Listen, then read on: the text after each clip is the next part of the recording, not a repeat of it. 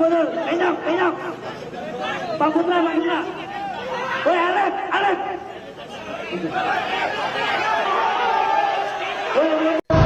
Nah ini nih, gedung kantor pengacaranya Hotman Paris di Timun.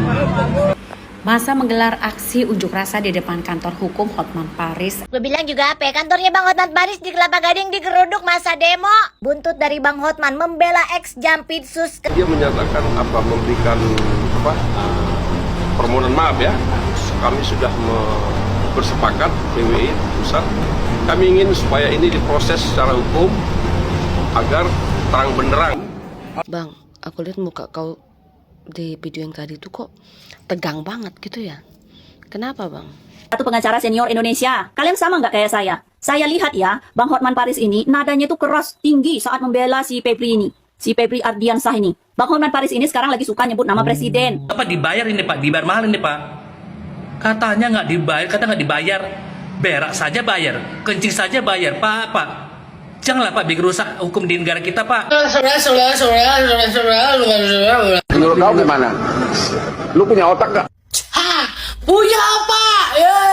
Teguran terbuka untuk Anda. Jangan karena sedang menjadi kuasa hukum seseorang, lalu dengan lancang Anda menyeret nama Presiden Bapak Prabowo ke dalam perkara korupsi. Halo guys, apa kabar kalian semua guys? Dimanapun kalian berada, semoga kalian baik-baik saja guys. Masih seperti biasa ini guys, kita akan bahas kasus viral dan heboh ini guys.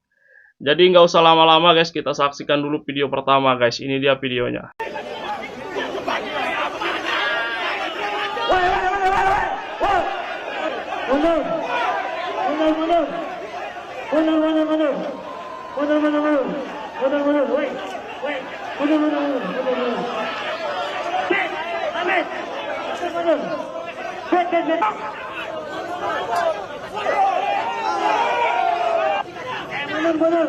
Enak.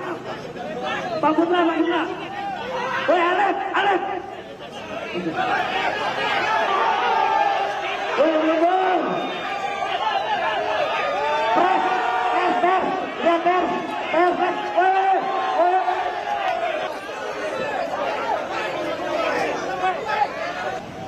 Kalau kita bertele-tele namanya. Kalau misalkan sini terus, mau sampai kapan? Selesai sudah. Jangan batu. Bapak udah kita memberikan masukan. Ayo. Sampai juga. Baik-baik di sini. Saya mau buat video. Saya mau buat video. Nah ini nih, gedung kantor pengacaranya Hotman Paris di Timun. Bakar-bakaran. Apa ya, kantornya Bang Hotman Paris di Kelapa Gading digeruduk masa demo. Buntut dari Bang Hotman membela ex Jampitsus Kejagung RI. Masa yang menamakan aktivis Connection ini menyampaikan tuntutannya di depan kantor pengacara kondang itu. Ada satu mobil komando, 6 unit mikrolet, lengkap ada bendera dan spanduknya. Di demo itu juga disinggung soal gayanya Bang Hotman yang dianggap sensasional dan sering pamer kekayaan. Masa juga ngingetin Bang Hotman buat membela hukum, bukan malah membela koruptor. Semoga tuntutan-tuntutan para pendemo jadi pertimbangannya Bang Hotman deh ya. Kalau lu pada pernah ada yang ikut demo gak? Menurut kau gimana? Lu punya otak gak? Punya Pak. Di sini nih. Jangan main dulu. Kalau kau tiba-tiba digeledah rumah lu sampai celana-celana lu misalnya di... Lagian mas saya mau nangkep maling kudu izin dulu. Makanya yang namanya koruptor jangan dibelain. Akhirnya dibongkar kan tuh sama anaknya tuh aibnya. Lagian kalau emang bener malu Pak ngambil amplop. Kali aja ada amplop yang isi goceng. Udah deh Pak, jangan bercanda Pak. Ngomong lagi nih, ngomong nih. Jampitsus itu adalah yang dibanggakan oleh Presiden Prabowo karena dengan dia mendapatkan, negara mendapatkan sebagai Satgas PKH 300 triliun. Tuan Hotman Paris Hutapea, ini sorry ya sebelumnya. Ini teguran terbuka untuk Anda. Jangan karena sedang menjadi kuasa hukum seseorang, lalu dengan lancang Anda menyeret nama Presiden Bapak Prabowo ke dalam perkara korupsi. Tuan, Anda mengatakan bahwa Febri Adriansyah adalah tangan kanan serta orang kebanggaan Presiden. Dan Anda menyebut seolah-olah pengungkapan kasus harus lebih dulu meminta izin Presiden. Bukankah ini fitnah besar, Pak? Sebab masyarakat bisa berasumsi kalau Bapak Presiden Prabowo mengintervensi proses hukum. Agenda pemberantasan korupsi masuk dalam 8 asta cita pemerintahan Pak Presiden Prabowo. Jadi pesannya jelas ya, pada setiap kesempatan bahwa Bapak Presiden Prabowo tidak pernah main mata dengan korupsi dan para koruptornya. Pemberantasan korupsi adalah prioritas. Dan satu lagi, Tuan Hotman, Febri Adriansyah itu adalah manusia biasa yang punya kesempatan sama untuk hilaf. Walaupun Tuan Hotman membeberkan prestasi Febri yang segudang mungkin, itu tidak serta-merta menggugurkan bahwa ada dugaan tindak korupsi atas namanya. Jadi jangan pernah punya prestasi lalu dianggap tidak mungkin salah. Tuan Hotman, usia Anda sudah tidak muda lagi. Pengalaman Anda sebagai pengacara seharusnya membuat Anda semakin bijak dalam membela klien, apalagi bertutur. Berhentilah bermuka dua, Tuan. Dulu ketika Anda membela Nadiem Makarim, tanpa hati loh Anda. Anda menyindir klien sendiri yang dianggap pelit dalam membayar pengacara dalam kasus korupsi raksasa. Sekarang, ketika Anda membela Febri Adriansyah, Anda mengatakan tidak mencari imbalan karena tidak mengharapkan uang. Ayolah Tuan, tidak perlu menghinakan diri sendiri dalam mencari uang. Kita semua paham Tuan, kalau memang ada pembelaan, itu hak Anda untuk memberikan perlindungan hukum kepada klien Anda, siapapun itu. Sampaikanlah secara hukum. Tapi jangan coba-coba fitnah Presiden Prabowo, seolah-olah beliau harus menjadi tameng bagi siapapun. Terkenal Indonesia, Hotman Paris Hutapea akhirnya membela sang koruptor Febri Adriansyah. Hei, pengacara terganteng dan terkaya Indonesia, kok bisa-bisanya Bapak membela orang salah ya Pak ya? Udah jelas-jelas di rumah ditemukan emas 74 kg, uang ratusan miliar rupiah. Dan aneh lagi tuh katanya bukan milik dia. Dan parahnya lagi, emas itu katanya palsu. Pak, masa Bapak sebagai pengacara, sebagai orang terganteng dan terkaya dan terpintar di Indonesia tidak bisa membedakan mana yang benar, mana salah Pak? Bapak kalah sama netizen Pak. Netizen aja yang tidak tamat kuliah aja, tidak tamat sekolah aja Pak bisa membedakan ini orang yang salah. Ya Pak ya, rakus sama uang. Kok bisa Bapak membela orang salah ya Pak ya? Anak Bapak saja ya, Frank Alexander tuh kecewa dengan ulah Bapak. Ya Pak ya, apalagi Bapak sebagai netizen Pak.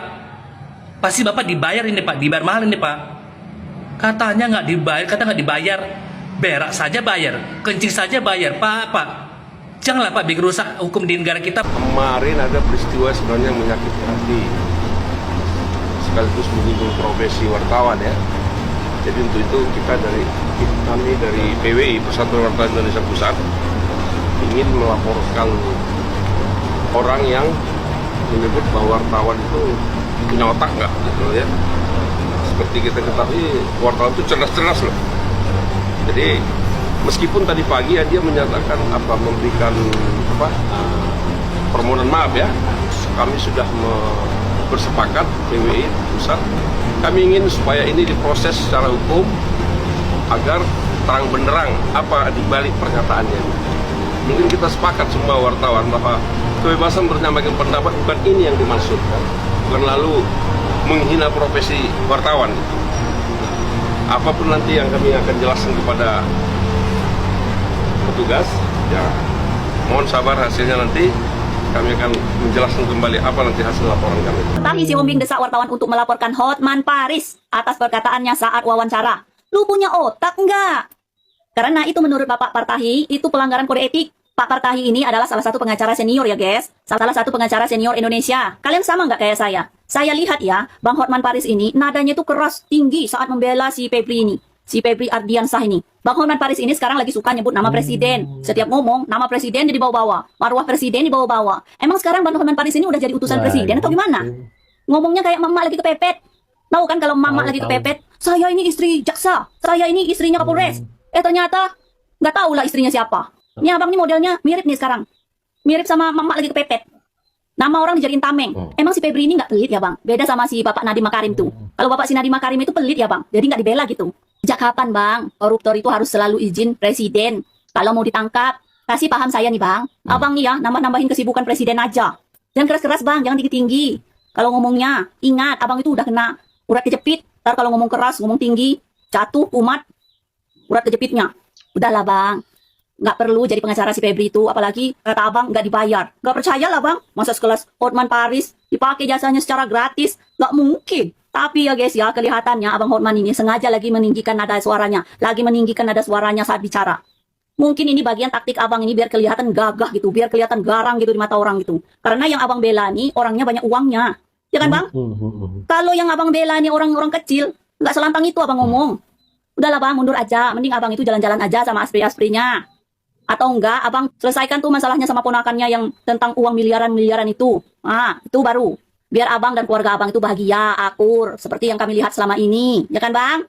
Udahlah bang, mending jalan-jalan aja sama aspri-asprinya itu. Nggak usah lagi ngurus-ngurusin itu. Tuh ponakannya, anaknya udah jadi pengacara semua. Mending abang main di belakang layar aja. Tapi bayarannya gede ya bang. Lu punya otak nggak? Itu dia. Keren banget. Pengacara termahal di Indonesia. Itu dia. Punya otak gak? Punya otak gak? Menurut lu, kalau rumah lu digeledah begitu, itu apa namanya? Anjay, cincin berlian bro. Sorry, gue sebenarnya udah minta cincin ke nyokap gue, kakak gue yang cewek, sepupu gue, cuman nggak sampai sebanyak itu anjir. Kayak anggota keluarga gue kalah banyak sama cincinnya Bang Hotman Paris, teman-temannya. Jadi susah gue mau cosplay cincin tuh susah. Cuman Thanos yang bisa menandingi Bang Hotman Paris ya. Ya, netizen banyak yang berspekulasi bahwa ini adalah awal dari kehancuran karir seorang opung Hotman Paris. Jadi pria panas ini kan lagi rame, dia jadi kuasa hukum dari Febri Adriansyah, jaksa yang kemarin rame soal emas 74 kilo yang di dalam berangkas sama duit yang ratusan miliar itu ya. Bukti kuat bahwa si jaksa itu melakukan gratifikasi dan korupsi, tapi dibela sama pengacara termahal di Indonesia yang sukanya pamer cincin berlian ya tuh. Jadi kebanyakan pamer cincin, jadi otaknya kena teman-teman ya. Jadi tolong, makanya sebenarnya gue respect sama Bang Hotman tuh karena nggak mudah di posisi beliau guys. Kayak berkarir sebagai pengacara lebih dari 30 tahun itu tuh nggak mudah, dan bisa sekaya dan seterkenal ini konsisten itu nggak mudah. Cuman karena kasus ini tuh merusak reputasinya sendiri. Lu bayangin, nih sekarang dia dimusuhin polisi, dimusuhin wartawan gara-gara ngatain wartawan. Lu punya otak nggak tuh? Dimusuhin netizen, dimusuhin buzzer loh. Banyak buzzer-buzzer yang biasanya ngebela pemerintah, sekarang jadi musuhin si Hotman Paris ini. Lu bayangin, musuhnya banyak banget. Polisi, wartawan, buzzer. Ya Allah, netizen satu Indonesia pada musuhin dia. Ngapain sih bang? Maksud gue kayak udah mah kata-katanya nggak konsisten gitu. Ketika kemarin kasusnya Nadiem bilang, makanya jangan pelit sama pengacara. Giliran pas kasusnya Febri, saya nggak berharap uang di kasus ini. Aduh apa? Terus beliau berharap masyarakat Indonesia percaya kok. Oh iya, Bang Hotman tulus. Masa begitu? Nggak mungkin lah. Mobil sportnya berapa, Lamborghini-nya berapa, aspri-aspri cantiknya berapa, cincin berliannya berapa miliar. Masa orang seperti itu tidak berharap uang? Apa? Masuk akal nggak kayak gitu? Sekian. Jangan lupa besok harus bangun pagi untuk kerja supaya kita bisa menafkahi kehidupan mewah para pejabat korup. Bye. Kalian sudah nonton belum video pernyataan Mensesnek ini? Jangan dikait-kaitkan juga dengan Bapak Presiden. Ya, sepenuhnya kita kembalikan ke mekanisme hukum yang berlaku. Tapi kalau pemeriksaan. Tuh, kan, aduh. Jadi gini sebenarnya teman-teman. Kemarin itu kan ex-Jampitsus Febri Adriansyah itu ditetapkan tersangka oleh Polri dugaan korupsi PT Asabri dan juga batubara PLTU. Nah, dan muncullah sosok yang kondang ini gitu, yang mengaku-ngaku sudah dapat izin dan lain-lain begitu ya. Dan membawa nama presiden Hotman Paris gitu, langsung membuat pernyataan yang menurut saya sebenarnya nggak tepat ya gitu ya secara hukum. Karena begini, Pak Hotman mempertanyakan kenapa Kapolri tidak minta izin Presiden Prabowo dulu sebelum memeriksa kliennya. Bahkan menyebut Febri sebagai tangan kanan kebanggaan Presiden. Seolah kedekatan dengan orang nomor satunya Indonesia itu bisa jadi tameng, bisa jadi menahan proses hukum. Gak bisa lah. Kenapa gitu harus mencatut membawa nama Presiden gitu. Kalau kita lihat responnya dari istana ya melalui Mensesnek, itu secara tegas gitu, tanpa basa-basi. Mensesnek bilang begini, semua yang terjadi itu dikembalikan ke proses hukum yang berlaku. Gak usah, jangan dikait-kaitkan juga dengan Bapak Presiden. Sepenuhnya kita kembalikan ke mekanisme hukum yang berlaku. Dan kalimat yang paling penting yang harus kita garis bawahi adalah pemeriksaan pejabat tidak memerlukan izin Presiden. Gak ada. Dan Presiden sendiri kan sudah sering sekali ngomong di pidatonya, semua koruptor gak ada yang namanya dilindungi, itu gak ada gitu. Dan saya mau ngomong jujur aja soal manuver Pak Hotman ini ya. Strategi bawa nama orang kuat gitu ya untuk melindungi klien dari proses hukum itu kan bukan hal baru ya dalam dunia hukum kita, dan itu terus-terusan terjadi gitu. Tapi kan hari ini Presiden dari awal sampai sekarang gitu ya sudah sangat tegas, mau siapapun mau dekat kayak enggak ada namanya lindung-lindungi. Hukum itu harus sama rata, gak ada tajam ke bawah, tumpul ke atas, gak ada. Dan inilah yang bikin saya seneng gitu ya, respect sama sikap istana gitu melalui Mensesnek dan sikap Presiden tentunya. Karena sudah pakai nama Presiden kayak gini, bawa-bawa nama Presiden itu yang gak bagus. Janganlah begitu, ya kan? Karena hukum itu harus berdiri sendiri, gak perlu izin siapapun, gak perlu ada backingan siapapun. Ya biar jalannya hukum normal aja sesuai dengan prosesnya. Itu baru namanya supremasi hukum yang sebenarnya. Gimana menurut kalian? Komen di bawah. Bang, aku lihat muka kau di video yang tadi tuh kok tegang banget gitu ya. Kenapa bang? Biasanya kau itu nggak pernah takut apa-apa gitu. Tapi kok aku lihat dari mimik muka kau kayaknya tegang kayak gitu loh. Fatal sekali ya. Yang kau ucapkan kemarin sama wartawan itu. Aku kasih tahu nih bang, wartawan itu, Persatuan Wartawan itu tuh sudah melaporkan abang. Iya. Dan aku pastikan di 2026 ini tuh adalah tahun kehancuran kayaknya bang untuk kau. Karena selama ini kau kan selalu ya menyepelekan orang ya, kalau kita lihat dari gaya bicara kau bang nih. Bukan kataku, tapi aku melihat semua video-video abang itu loh. Dan kayaknya abang itu dari dulu tuh sudah terlalu diberikan kebebasan sama yang di atas, sama sang pencipta. Kau sering bersenang-senang memposting di piti-piti kau ya kan, sedang bersama asprimu itu kayak gitu loh. Jadi itu ya sudah cukup lah ya kan. Ini tiba saatnya ya kan, Allah itu menguji Anda. Ya kan orang itu enggak selalu bersinar di muka bumi ini ya kan bang. Pastilah ada redupnya.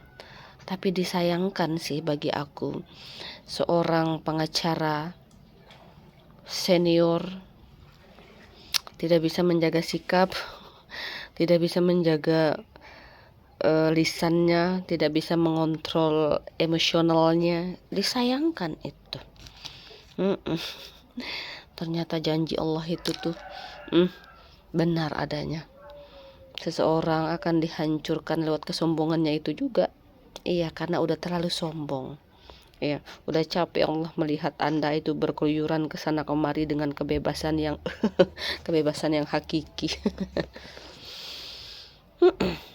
Itu para wartawan itu sedang melaporkan abang, dan banyak juga yang sudah boikot abang. Oh Tuhan. Bulan berapa ini?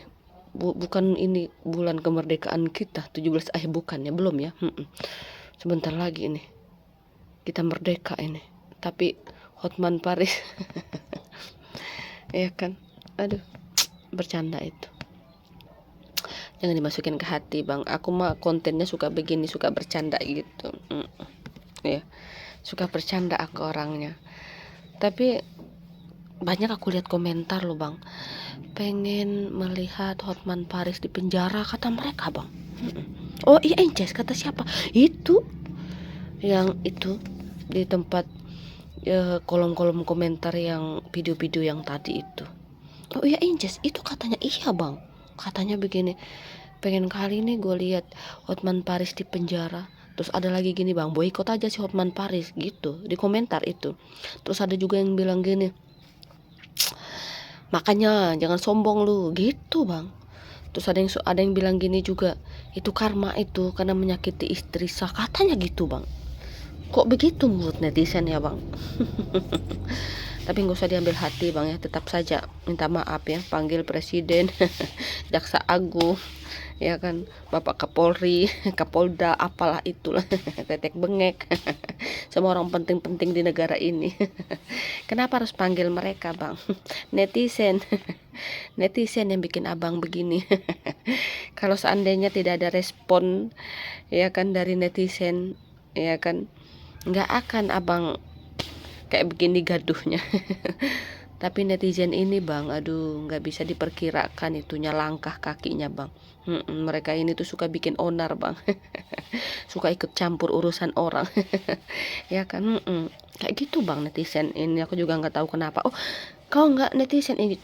Ya nggak tahu juga sih bang. Kalau orang bilang aku netizen ya nggak juga sih, ya kan. Karena aku tuh tidak membenci, cuman aku tuh memperluas saja gitu. Ya kan, misalnya ada video yang sudah terjun payung nih, terus aku lihat kan, sekira-kiranya ada netizen yang tidak mengerti ini arti video ini, itulah tugasku, ya kan, memperjelas gitu loh.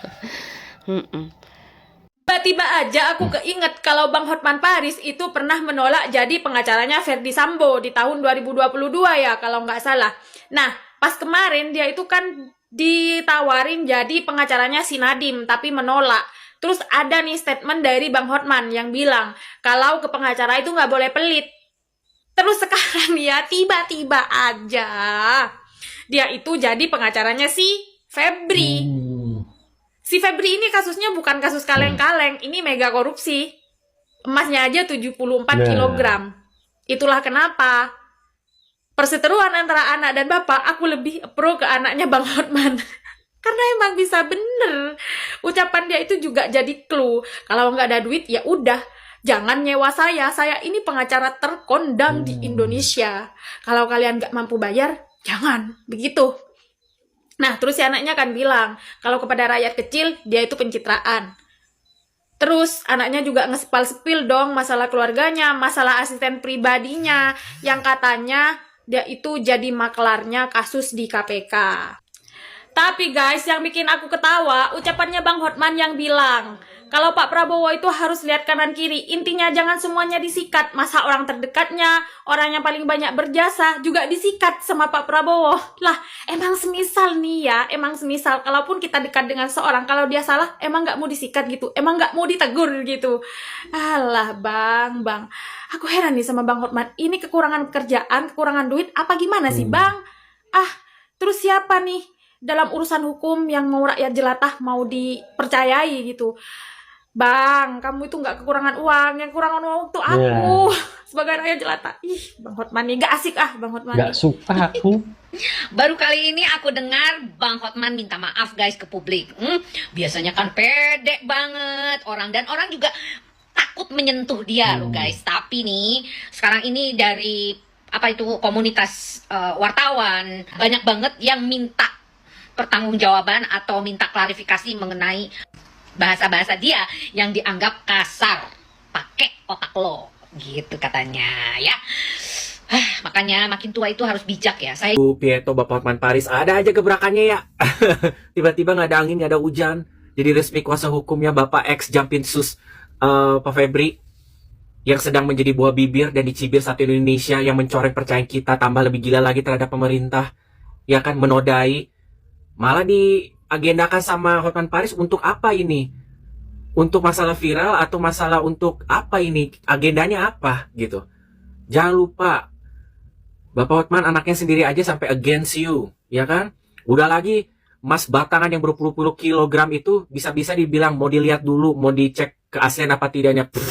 udah tau lah bakal larinya kemana kasusnya, ya kan? Apalagi kalau udah harta uang kaum konglomerat, kaum elit pemerintah mah muter-muternya kemana ya udah gitu. Tapi ada apa? Sayang banget ya Bapak Hotman Paris, ya jangan sampai ini menjadi awal dari kehancuran kredibilitasnya Bapak sendiri, ya kan?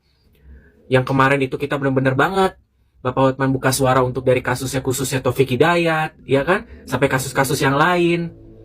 Kok tiba-tiba zong begini, udah gitu marahin wartawan lagi, sampai kayak meluap-luap emosi. What's going on? Please, ya, open your eyes. Nggak tahu, jangan sampai nanti kalau tiba-tiba ternyata ikut andil dalam pengen juga untuk bagian-bagian atau apa, don't know. Ya kita kan jadi spekulasi. Rasanya itu aneh aja gitu.